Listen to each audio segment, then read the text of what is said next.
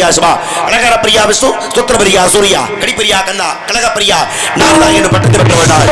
நாய் என்றால் நாதம், ராய் என்றால் ராகம், தாய் என்றால் தாளம், இரு என்றால் ரீங்காரம், நாவையை ரதபோல் செலுத்தக்கூடிய நாரதனாகப்பட்ட நான் அடிதினமும் அடிச்சு நித்திய காரியங்களை முடித்துக் கொண்டு தாய்கள் சிறந்தது ஒரு கோவிலும் இல்லை, தந்தை சொல்லும் மிக்கதொரு மந்திரம் இல்லை என்ற வாக்கிற்கிணங்க சத்தியலோகம் சென்றேன். ஈ முதல் எறும்பு புல் போன்று முதலிய 84 லட்சம் ஜீவராசியை அடைக்கக்கூடிய தந்தை பிரம்மனையை பணிந்து வெள்ளை கலை கொடுத்தி வெள்ளை படிபோன்று வெள்ளை அரியாசனத்தில் வீச்சிருப்பால் அரசரோடு தம்மை சரியாசன வைத்த தாயை போற்றலுக்குரிய தாய் கலைவாணியை பணிந்து வைகுந்தம் சென்றேன். மச்சா குருமா பரகா வாமனா நரசிம்மா பரசுராமா ராமா படராமா கண்ணா கல்கி எனும் 10 அவதாரத்தை கதாநாயகன் எனது பாட்டன் பரநாமனை பணிந்து கையிலேங்கி சென்றேன். உலகலாம் உணர்ந்து ஓதற்கு அறியவன் நிலவலாவிய நீர்மொழி வேணியன் அழகில் சோதியன் அம்பலத்தாடுவார் மலர் சிலம்படி வாழ்த்தி வணங்குவோம். திருநீரிட்டார் யார் கட்டார், சிவனை மறந்தார் யார் வாழ்ந்தார் என்பதற்கிணங்க எம்பெருமான் சிவபெருமானையும் மணிந்து கழகம் தேடி இந்த உலகினை வலம் வரக்கூடிய நேரத்திலே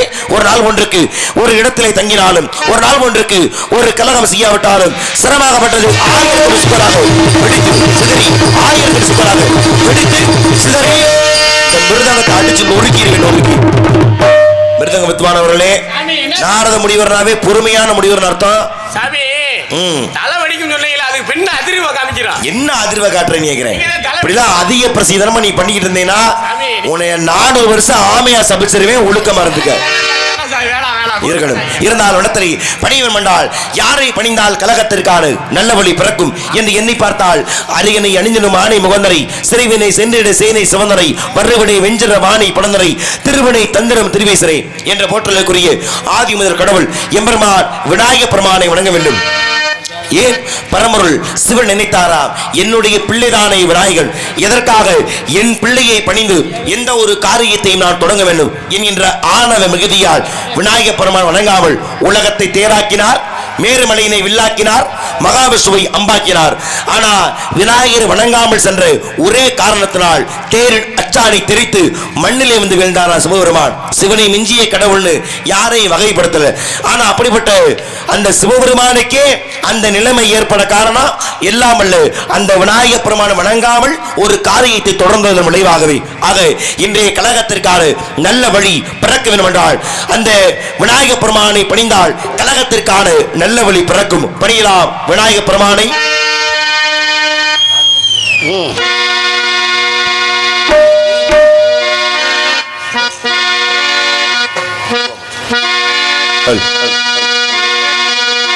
அற்புத கீர்த்தி வேண்டி ஆனந்த வாழ்க்கை வேண்டி நற்பொருள் குவிதல் வேண்டி நலமெல்லாம் பெருக வேண்டி கற்பகமூர்த்தி தெய்வ களஞ்சியத்து இருக்கை சென்று பொற்பகம் பழிந்தே பாரி பொய்யில்லை கள்ள உண்மை 5 கரத்தை ஆனை முகத்தை நெஞ்சில் நிறுத்திவிடு.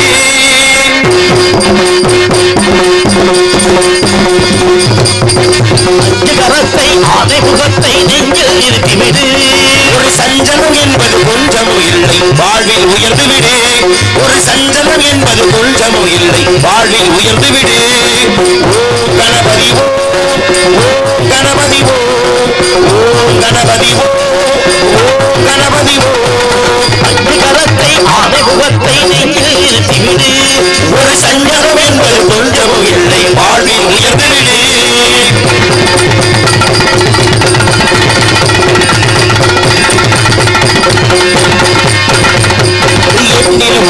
திருமுகம் காட்டி சிறையில் வேணமுகம் மண்ணில் கூட பொன்னாவிலும் அழகிய ஆனை முகம். மண்ணில் கூட பொன்னாய் விளையும் அழகிய ஆனை முகம். கண்ணின் மணிகாய் கதிரின் ஒளிகாய் உலகை காக்கும் முகம். கண்ணின் மணியாய் கருத்தின் ஒளியாய் உலகை காக்கும் முகம்.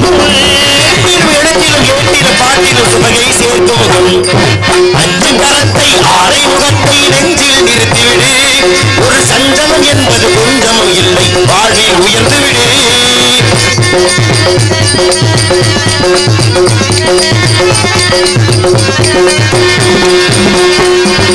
அகர முதல எழுத்துக்கள் எல்லாம் அறிய வைத்தானே ஆனந்தமயமாய் இல்லம் செழிக்க செல்வம் குவித்தானே ஆனந்தமயமாய் இல்லம் செழிக்க செல்வம் செழித்தானே எலிசினாலும் எது வென்றாலும் முதல்வன் அவள் தானே எலிசினாலும் எது வென்றாலும் முதல்வன் அவள் தானே நெஞ்சம் குளிந்திட உலகம் தாய்ந்தது என்றானே அஞ்சு கரத்தை ஆடி முகத்தை நெஞ்சில் நிறுத்திவிடு சஞ்சலம் என்பது கொஞ்சமும் இல்லை வாழ்வில் உயர்ந்துவிடு ஓம் கணபதி ஓம் கணபதி ஓம் கணபதி ஓம் கணபதி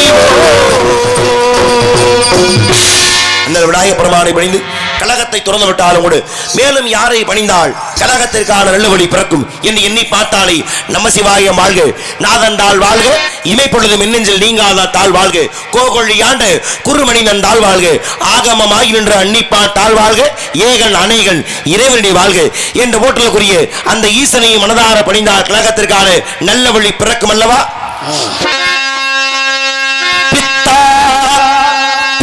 சூடி பெருமானே அருளாளா எத்தாள் மறவாதே நினைக்கின்றே மனத்தில் உன்னை வைத்தாய் பெண்ணென்போர் பெண்ணை நல்லூர் அருள் துறையுள் அத்தான் உனக்கே ஆனாய் இனி அள்ளே என நானே சித்தமெல்லாம் எனக்கு சிவமயமே சித்தமெல்லாம் எனக்கு சிவமயமே உன்னை சேவித்த கரங்களுக்கு இல்லை மயமே சித்தமெல்லாம் எனக்கு சிவமயமே அத்தனில்லாமல் ஒரு அம்மை இல்லை அத்தனில்லாமல் ஒரு அம்மை இல்லை அம்மை இல்லாமல் இந்த பிள்ளை இல்லை இறைவா சித்தமெல்லாம் எனக்கு சிவமயமே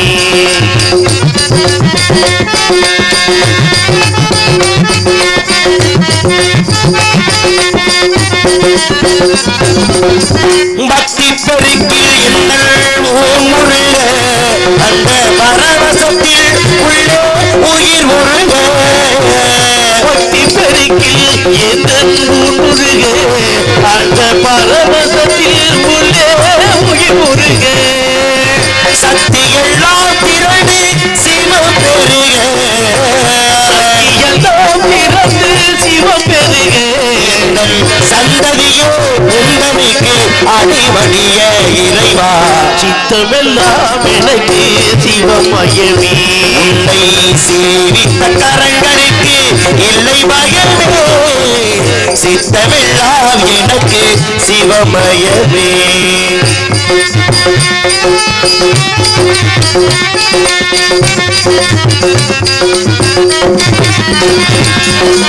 தன்னை திறந்து வைத்த கருப்பொருளே கோவில் கதவை திறந்தழைத்த திருவருளே தன்னை திறந்து வைத்த கருப்பொருளே கோவில் கதவை திறந்தழைத்த திருவருளே வெண்ணை நல்லூர் உறையும் அருள் கடலே வெண்ணை நல்லூர் உறையுள் அருள் கடலே என்ன என்றும் ஆடுகின்ற பரம்பொருளே இறைவா சித்தமெல்லாம் எனக்கு சிவமயமே உன்னை சேவித்த கரங்களுக்கு இல்லை மயமே சித்தமெல்லாம் எனக்கு சிவமயமே இறைவா இறைவா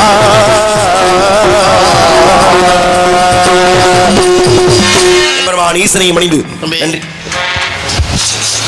நாரதராக நடித்துக் கொண்டிருக்கும் பி ஜெயமாதன் அவர்களுக்கு கிராமத்தின் சார்பாக பொன்னாடை அணிவிக்கப்படுது.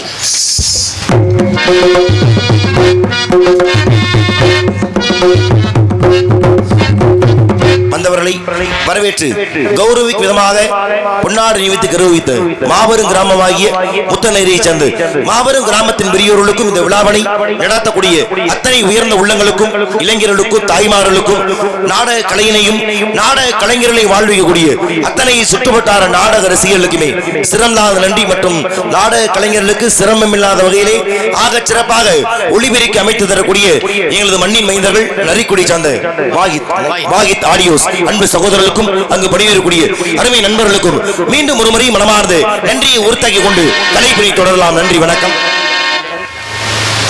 சிவபெருமானை விடுது கழகத்தை தொடங்கப்பட்டாலும் கூட உலக அரங்கிற்கு நாகரிகம், பண்பாடு, கலாச்சாரம், வீரம், விவேகம், ஒழுக்கம் இவை அனைத்தையுமே உறக்க சொன்ன ஒரே நாகரிகமாக இந்த தமிழ் நாகரிகம் விளங்குவதற்கு எடுத்துக்காட்டாக எத்தனை ஆலயங்கள் இந்த உலகத்தில் உண்டு. ஏன்னா தஞ்சை பெரிய கோவில் என்று சொன்னால் கூட ஏன்னா பாறை மலையே இல்லாத அந்த தஞ்சை சமவெளி பகுதியிலே அவ்வளவு பெரிய கற்கோவிலை அமைத்தார் ராஜராஜ சோழன். கல்லோடு கல்லு கோர்த்து மட்டுமே கட்டப்பட்ட 1000 ஆண்டுகளை கடந்த ஒரு ஆக சிறந்த ஆலயமாக விளங்குகிறது தஞ்சை பெரிய கோவில். பார்த்தார் பிள்ளை அப்பா ராஜராஜன் கட்டிய உடனே அதை பார்த்த ராஜேந்திர சோழருக்கும் அதே மாதிரி ஒரு கோயில் கட்டணும்னு ஆசை வந்துருச்சு. அப்ப அதே மாதிரி ஒரு கோயில் கட்டுறாரு. கட்டின கோயிலுக்கு கும்பாபிஷேகம் நடத்தணும். ஏன்னா முதல்ல அது என்ன கோயில்னா அது கங்கை கொண்ட சோழபுரம்னு பேரு. அந்த பேரை கேட்டானே நிறைய பேர் சந்தேகம் வரலாம். ஒரு தமிழ் மண்ணே தமிழகத்துடைய மைய பகுதியில் இருக்கக்கூடிய ஒரு ஆலயம் இன்னைக்கு அந்த சோழவள நாட்டை இத்தனை செழிப்பமாக மாற்றக்கூடிய நதி காவிரி. அப்ப நியாயமா தான் கட்டிய கோவிலுக்கு பேர் வைக்கணும்னா காவிரி கொண்ட சோழபுரம் வச்சிருந்தா கூட அது நியாயமாக இருந்திருக்கும், இந்த நதிக்கு பெருமை சேர்க்கும் விதமாக இருந்திருக்கும். ஆனா கங்கை தமிழ்நாட்டில் ஓடல, கங்கைக்கு தமிழ்நாட்டுக்கு சம்மந்தம் அல்ல. ஆனா எதுக்காக தான் கட்டிய ஆலயத்திற்கு இவர் கங்கை கொண்ட சோழபுரம் பேர் வைக்கலாம் அப்படின்னு நிறைய பேருக்கு ஒரு சந்தேகம். காரணம் என்னன்னா கோயிலை கட்டி கும்பாபிஷேகம் பண்றதுக்கு ஒவ்வொரு புனித நதியா தேடி தேடி நீர் சேகரிச்சு வராரு. இறுதியாக புராணத்துல மிகப்பெரிய பெயர் பெற்ற அந்த கங்கை நதியிலிருந்து தண்ணி கொண்டு வரணும்னு ஆசைப்பட்டு காசி மன்னன் கேட்டார். ஆனா அவன் தர மறுத்துட்டான். அப்ப என்ன பண்ணாராம், இங்க இருந்து படையெடுத்து போய் அந்த காசி மன்னனை வெற்றி கொண்டு அவன் தலையிலேயே கங்கை நீர் கொண்டு வந்து இங்கே அபிஷேகம் செய்தாரா. அப்ப வடநாட்டில் உள்ள கங்கையை தமிழ்நாட்டுக்கு கொண்டு வந்த நினைவாக வைக்கப்பட்ட பெயர் தான் கங்கை கொண்ட சோழபுரம். வேறு ஒரு பேருக்குள்ளேயே இத்தனை சரித்திரத்தை உள்ளடக்கிய இந்த சிறப்பான இடத்தை ஒருமுறை வர்ணிக்க வேண்டும் என்றால் எப்படி வர்ணிக்கலாம்? கல்லிலோ தலைவள்ளம் கண்டார், கல்லிலோ தலைவள்ளம் கண்டார், இரு கண் பார்வை அறைந்தாடு காடு வகை தந்தார். கல்லிலோ தலைவள்ளம் கண்டார், கள்ளவர் கள்ள மல்லி தோழ பாரங்கு தேடிலும் போரொன்று இல்லை. கல்லிலே தலைவள்ளம் கண்டார், இரு கண் பார்வை மறைந்தாலும் காணும்படி செய்தார். கல்லிலே தலைவள்ளம் கண்டார்.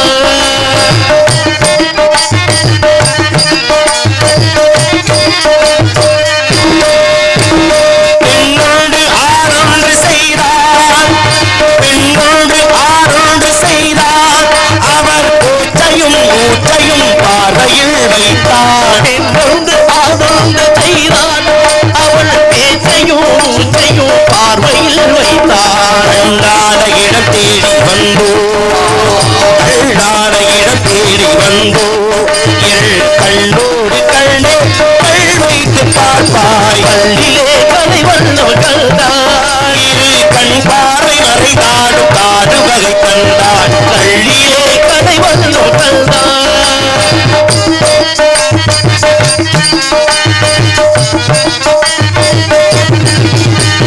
பருவத்தில் இளமேனி பொங்க, ஒரு பக்கத்தில் இன்னிசை நேரம் முழங்க.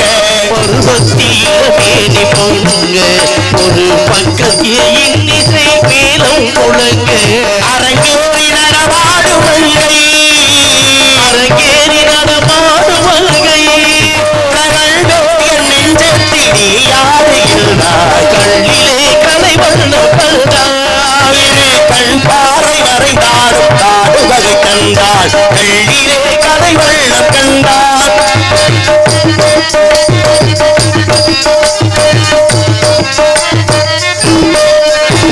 உடலாலும் மனதாலும் உன்னை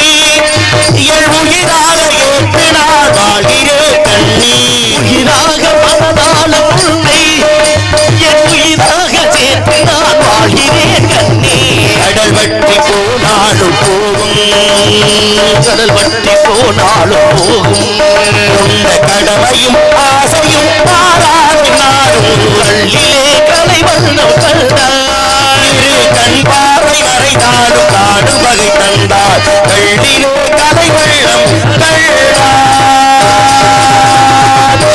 அலங்கார பூசணம் ஆடமர் விக்கிரகம் பத்திரேநாத்த பசம் முன்னாள் உருக்கி வார்த்து அமைக்கப்பட்டு எழில்மிகு இந்த இடத்தை வர்ணிக்க வேண்டும் என்றால் மலையை மலை சார்ந்து இந்த குறிஞ்சி நிலம் என் கண்ணில் பட இவ்விடத்தை சற்று நோக்கலாம் என்று என் எண்ணில் பட ஆகையால் என் கால்களோ இந்த மண்ணிலே பட இந்த மண்ணையும் இந்த மண்ணுக்கான பெருமையை மட்டும் வர்ணத்தால் போதுமா நமது கழகத்திற்கான நல்ல வழி கிடைக்க வேண்டும் அல்லவா?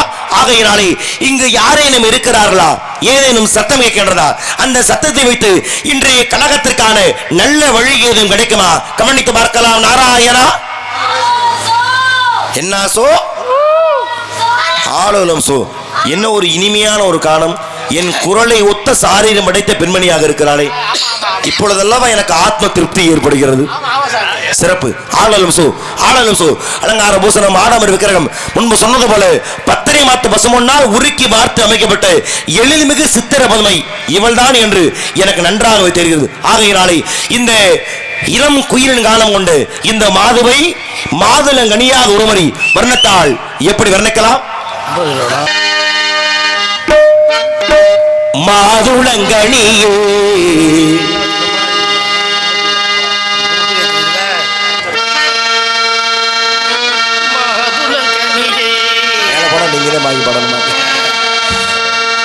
மாதுளங்கனியே மலர்வன கோயிலே மரகத மணியே என் மயில மயிலே மாதுளங்கனியே நல்ல மலர்வன கோயிலே மரகத மணியே என் மயில மயிலே பாரட்டனை போடும் விழியே மாலைகளில் பாடும் மொழியே பாரட்டனை போடும் விழியே இளமாலைகளில் பாடும் மொழியே மாதுளங்கனியே மலர்வன கொடியே மரகத மடியோ என் மயில மயிலே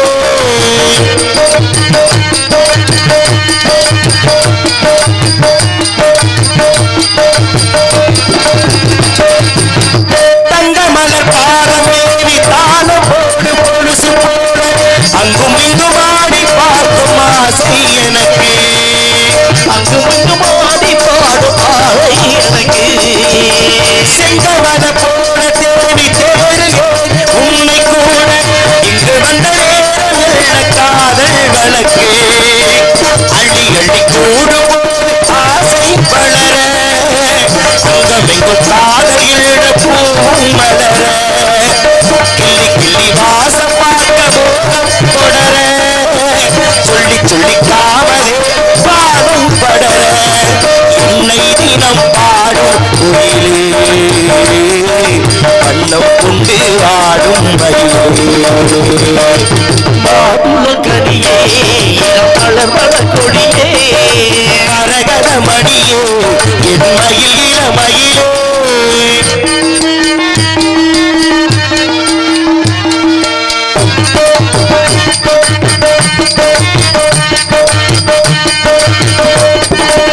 குச்சி முதல் பாதம் தோறும் நேரில் காண போதையோரும் கொஞ்சி கொஞ்சி கூட வேண்டும் காலம் தோறும் கொஞ்சி கொஞ்சி கூட வேணும் காதல் உறவும் வெற்றி கொடி ஏற்றி ஏற்றி வேகமோடு தேவையோடி சுற்றி வந்த ராஜராய் உன் தாய் போற்றி முற்றுகையை போட்ட போது மோகம் விடுமோ உன்னிருப்பு போக வாசல் தாரும் விடுமோ கற்பனைக்கு வேலி போட வேண்டும் தலைவா காதலிக்கு தானமோ கூறும் வல்லவா போகம் இசை பாடும் உடலே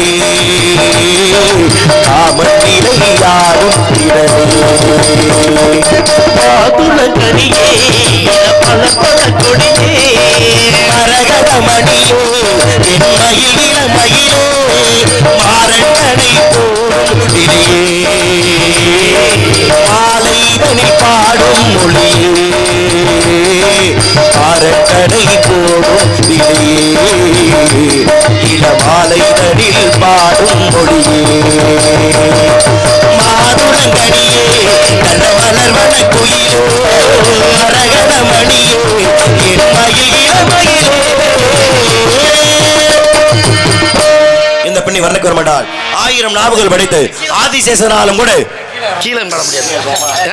இதே கரெக்டா இருக்கு. இதை விட கீழே வச்சு கீழே பட முடியாது. கீழே போயிருமா? ஆக மீண்டும் ஒரு முறை சத்தம் கேட்கின்றதா? கவனித்து பார்க்கலாம். நாராயணா மரியாதையா படுத்து தூங்கிறா. அத்தான்னு பார்க்க மாட்டேன். ஏற்கனவே நீ ஜோ போட்டுட்டீல, உன்னை யாரு இப்ப மறுபடியும் போட சொல்றது? ஐயப்பன் இன்னொரு டீ வாங்கி தர சொல்லி தூங்க வேண்டியதானே? இதுக்கு ஐயப்பனா ஒரு தடவை போட்டினா உங்க வேலையை நீங்க பாத்துட்டீங்கன்னு அர்த்தம். ஆனா எதுக்கு நான் மறுபடியும் நான் கேட்டேன்னா பெண்கள் சத்தத்தை கேட்பதற்கு அல்ல. மிருதங்குத்துவான் அவர்களே, அடுத்து என்னுடைய சந்திப்பு யாரோட தெரியுமா அமைய போகுது? வள்ளியோடையா, ராஜபாட்டோடையா, தோழியோடையா? நான் அடுத்து யாரை சந்திக்க போறேன்? கதைப்படி கோமாளிய. அப்ப அடுத்து நான் சந்திக்க போறது அவரைத்தான். அப்ப அவர் சத்தம் போட்டாதான் நான் ஒரு வசனம் சொல்லுவேன். ஆகா, அப்ப யாரோ ஒரு ஆடவர் இருக்கிறார், முதலில் அவரை சந்திப்போம் அப்படின்னு எங்க சந்திப்புக்கு நான் ஒரு தொடர்ச்சி கொடுக்க முடியும். நீ வாயவே திறக்கலைனா குருட்டு போன விட்டத்துல வந்தவர் திடுதுப்புன்னு சந்திச்சேன்னா எங்க மாமா சந்தேகம் வந்துடும். என்ன திடீர்னு பாடிக்கிறாரு பேசிக்கிறாரு, எதுக்கு இவங்க சந்திச்சாங்க? ஒரு கதையில் ஒரு பிளவு வந்துடும் இல்லையா? அந்த பிளவு வரக்கூடாதுன்னா யாரு வாயை திறக்கணும்? கோமாளி. அதனால அவரு முதல்ல சத்தம் போடணும், அப்புறம் நம்ம கதையை நடத்திக்குவோம். சத்தம் கேட்கிறதா கவனிப்போம். நாராயணா இல்லையே, இது எங்க ஐத்த சத்தம். கடைசி வரை இந்த ஆளு சத்தம் கேட்கலையே. திமிரு படிச்சிருக்கிறதுனால கொஞ்சம் அது உண்மைதான். நாடக கலை உலகத்துல ஒரு பப்புனா நிறைய பேர் பார்த்திருப்பீங்க. ராஜபாட்டை நான் சந்திச்சிருக்கேன். சகல வெங்கடேஷ் அவர்கள் வந்து ராஜபாட்டை போட்டிருந்தது. அவர் குழந்தை பிறகு தாடி நிறைய வச்சிருந்தாப்புல. அப்ப ஊர்ல சொல்றாங்க, இல்லைங்க எங்க ஊர் வந்து ரொம்ப பாரம்பரியமான ஊர், முருகன் வந்து தாடி மீச வச்சு வந்தா அது வந்து எங்களுக்கு ஒத்துக்காதுங்கன்னு ஊர்ல சொல்லிட்டாங்க. சரி என்னடா செய்யறது, இதுக்கான தாடி விரதமா இருக்காப்ல, தாடி எடுக்க ஒண்ணு புரியல. நீ ஏன் மாப்பிள்ள கவலைப்படுற? நான் முருகனா போறேன், நீ வேடனா நீ வா அப்படின்னு அடிச்சார் நெத்தியில பட்டைய, கட்டார் கழுத்துல போட்டு வேலை தூக்கி வந்துட்டாரு. கொக்கறதுக்கு மகராசன்ல கிளம்பி வந்துட்டாப்புல. அப்ப ஒரு நாடகத்துல ராஜபாட்டா வேலையில வர்ற அளவுக்கு உனக்கு திறமை இருக்குன்னா உன் திறமைய நான் மதிக்கிறேன், தலை வணங்குறேன். ஆனால் நம்ம முத்தநேரி நாடகத்துக்கு உன்னை ராஜபாட்டுக்கு போட்டிருக்கா?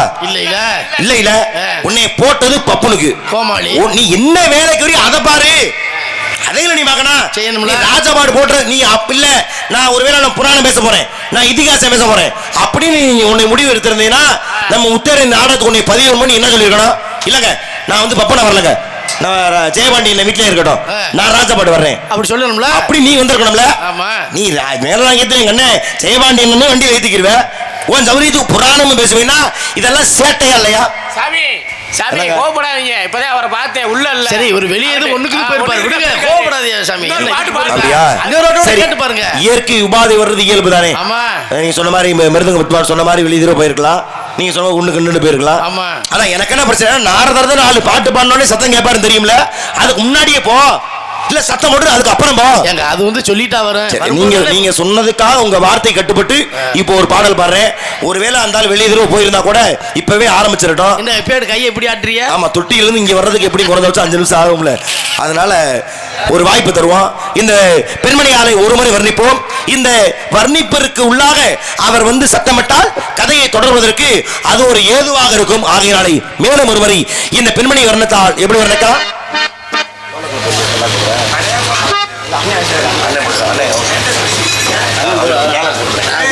இந்த பெண்மணியால வர்ணிக்க வேண்டால் வர்ணிக்கலாம். சாதாரண பெண்மணிக்கு இணையாக இந்த பெண்மணியை வர்ணித்தால் அது முறையாக இருக்குமா அப்படின்னா இருக்காது. அந்த மதுரையவே அரசாலும் அந்த அங்கே இருக்க இணையாக அன்னை மீனாட்சிக்கு இணையாக ஒருமுறை இந்த பெண்மணியால வர்ணித்தால் எப்படி வர்ணிக்கலாம்?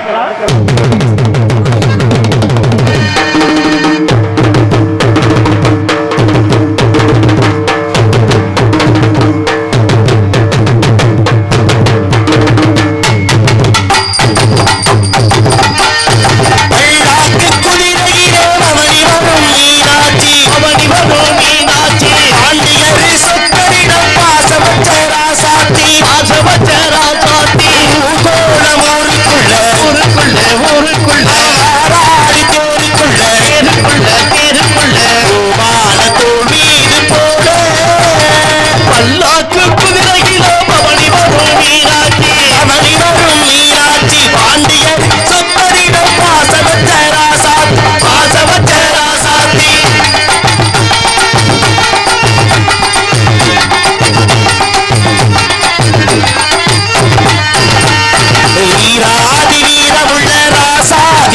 ராஜனுக்கு பூமால போடுது திருநாடு ஒரு பூந்தேறு பூட்டி வரும் திருநாடு வீராதி வீரமுள்ள ராஜாதிராஜனுக்கு பூமால போட்டி வரும் திருநாளே ஒரு பூந்தேறு பூட்டி வரும் திருநாடு மாறாத அன்பு வச்ச மகராட்சி மறையாத என்ன வச்ச மீனாட்சி ஊரோடு தேரோடு உறவாடும் ஒரு காட்சி மனசும் மனசும் இணையும் ஒரு நாள் திருநாள் பிறந்தது பல்லாக்கு குதிரையில பவனி வரும் மீனாட்சி மணி வரும் மீனாட்சி பாண்டியரு சக்கரிடம் வாசவச்ச ராசாத்தி ஆசவச்ச ராசாத்தி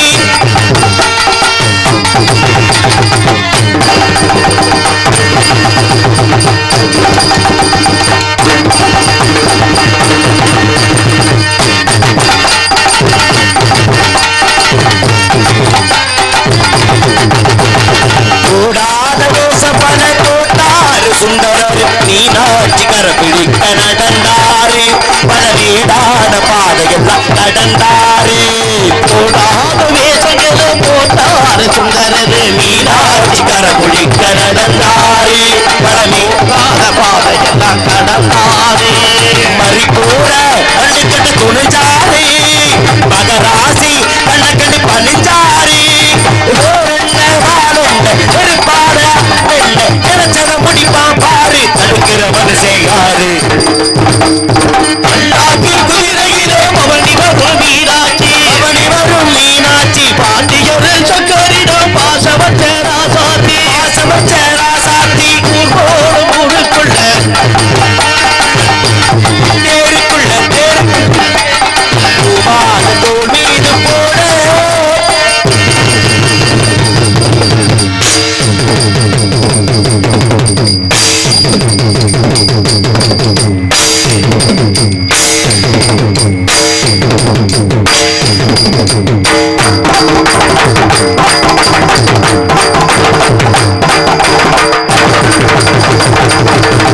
பல்லாக்கு குதிரையிலே அவனி வரும் மீனாட்சி பவனி வரும் மீனாட்சி பாண்டியரு சக்கரிடம் பாசமச்ச ராசாத்தி வாசவச்ச ராசாத்தி கோலம் ஒருக்குள்ள ஊருக்குள்ள ஊருக்குள்ள ஆடி தேருக்குள்ள தெருக்குள்ள தெருக்குள்ள பூவான தோல் மீது போட பல்லாக்கு குதிரையில் அவனி வரும் மீனாட்சி பவனி வரும் மீனாட்சி பாண்டியரு சக்கரிடம் பாசமச்ச ராசாத்தி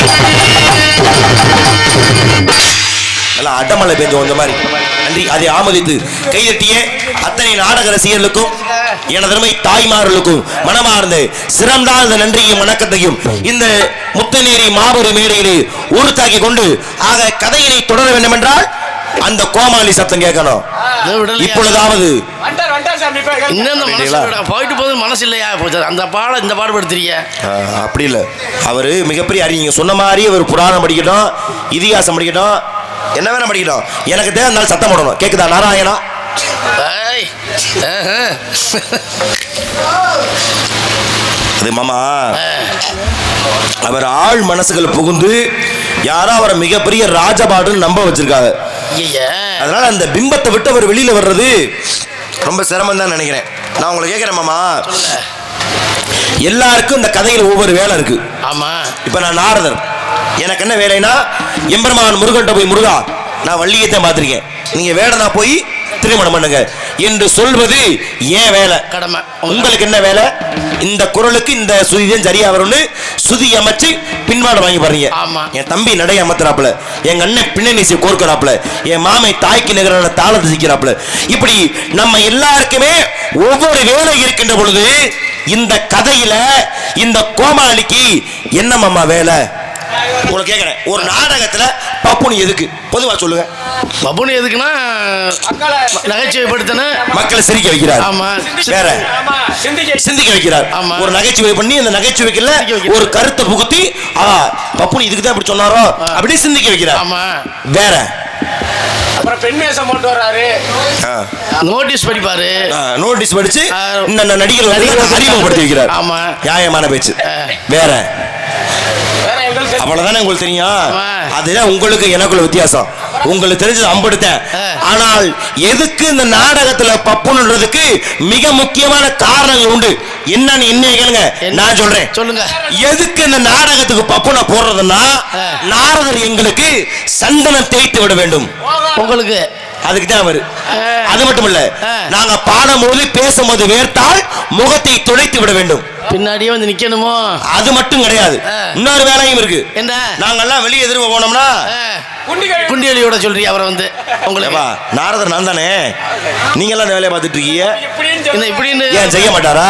இதைதான் ஒரு அதையும் நீ செஞ்சதே ஆகணும். ஏன்னா நீ பப்புன்னு, நான் நாரதர்.